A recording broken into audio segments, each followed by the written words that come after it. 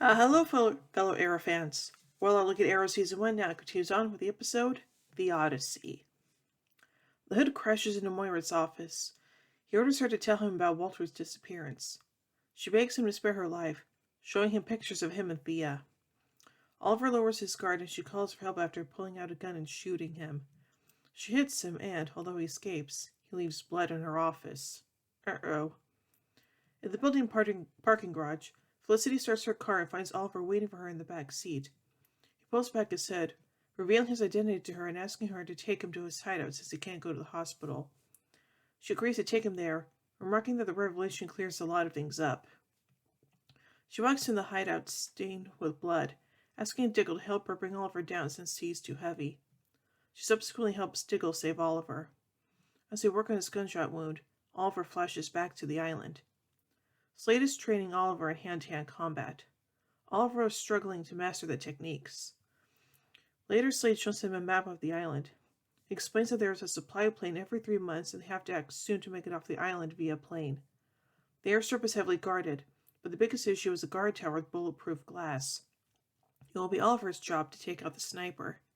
The next day, as they set it to the airstrip in the woods, Oliver steps on an old landmine. Just as they're discussing where Slade can disarm it, several soldiers head towards them. Slade leaves him and Oliver pretends to be one of the soldiers. Slade returns and takes out the soldiers, placing one of them on top of the landmine so Oliver can escape. Elsewhere on the island, Edward fires at Siafe and Gulong to help him train some new arrivals in archery. That night, Oliver tells Slade about Laurel and his infidelity. Slade says the man who tortured him used to be his partner and friend.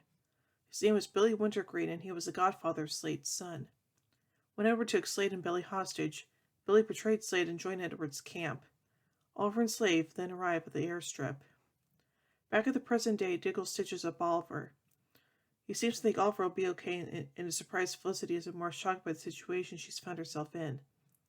Felicity tells him that while she didn't necessarily know that Oliver was a Hood, she knew he had some kind of secret because of his horrible cover stories while requesting favors from her.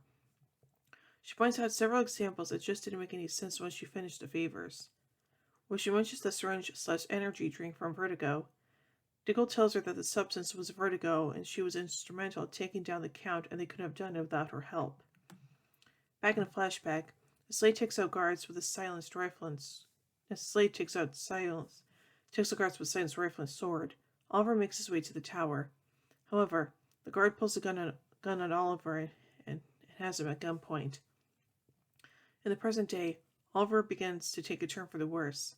First he has a seizure, then his heart stops. Thankfully they have a defibrillator on hand and Diggle tries to shock him back to life. They realize the defibrillator is not working and Felicity figures out that it's a problem with the wiring. After she fixes it, they shock him again and Oliver's heart starts beating. Felicity explains that she has been working with computers since she was 7 and wires are wires.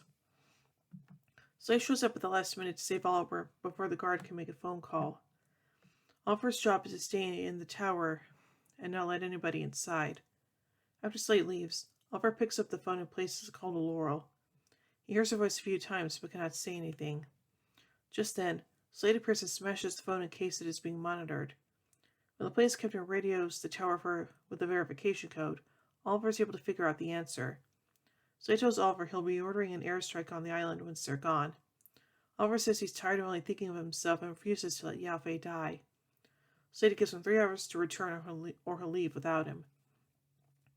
Felicity asks why Diggle helps Oliver because she thinks that he's the kind of man that would have a problem with Oliver killing people. John tells Felicity about having to protect a drug and child trafficking warlord when he was in the military. In an ensuing fight with insurgents, he ended up killing a teenager. After that event, John struggled whether or not he was a good man. Working with Oliver makes him feel like a good man again. Back on the island, Oliver finds Yao in a tent and tells him they have a way off the island. Yao won't leave, seeing the reason is a who. Edward walks in and Yao knocks Oliver out. Slade then proceeds to tell the plane that it is clear to land. Edward tries to figure out why Oliver would return. Oliver asks whether he'll be fighting Yao again and is told he is to be executed. Billy starts beating up Oliver, who tells the masked man he knows who he used to be and taunts him. At this point, Slade arrives, causing a distraction through explosions and subsequently gets into a fight with Billy. Slade kills his former friend, but moments later shot by Edward. Oliver helps the two men escape just as the plane leaves. As they're leaving the camp, they encounter one guard who Oliver disarms and knocks out using a technique Slade taught him. Back at Slade's hideout, they talk about the next step. Slade thinks Oliver has progressed, and now they might have a chance of surviving. Edward speaks to his boss over a phone and assures him the complications won't be a problem. Yao walks up and is told he has 5 minutes. We see that his daughter has been captured. She's the reason he's been loyal to Edward. Yao-Fei's daughter has a dragon tattoo on her back shoulder, and an identical tattoo to which Oliver is seen with at the end of the episode. In present day, Oliver wakes up. After updating the computer systems in the foundry, Felicity also hacks the police crime lab and orders Oliver's blood sample destroyed. Oliver asks her if that means she wants to join the team, considering she's practically a member already. She tells them that she isn't going to join them per se, but wants to find Walter, so she'll help them with missions until they do. She leaves and Diggle says he's worried about being able to protect Felicity. On top of all that, Diggle says that he's still not sure where Moira is hiding or how she's involved with the book with the names. Oliver, who fails to know that his own mother is involved in the disappearance of Walter, as well as the book with names and the sabotage of his father's yacht, makes it clear that his mother's off limits, at least until they can learn more, citing her plea to spare her life for the sake of her children.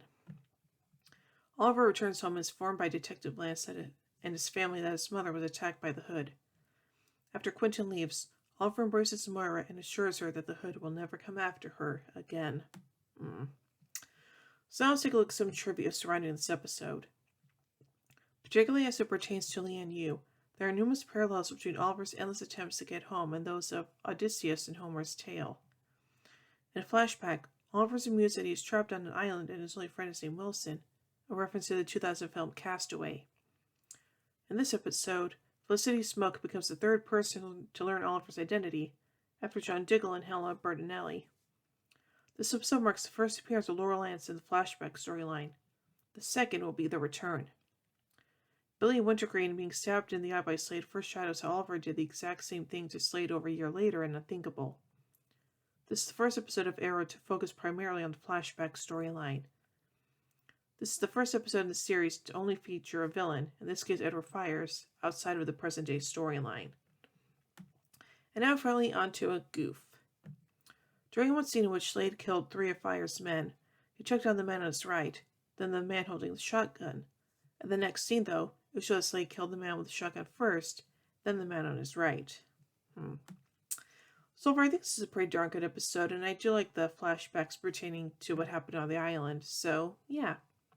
So overall, I give the episode Betrayal 4 arrowheads out of 5. When I tune tomorrow as we take a look at the next episode, Dodger.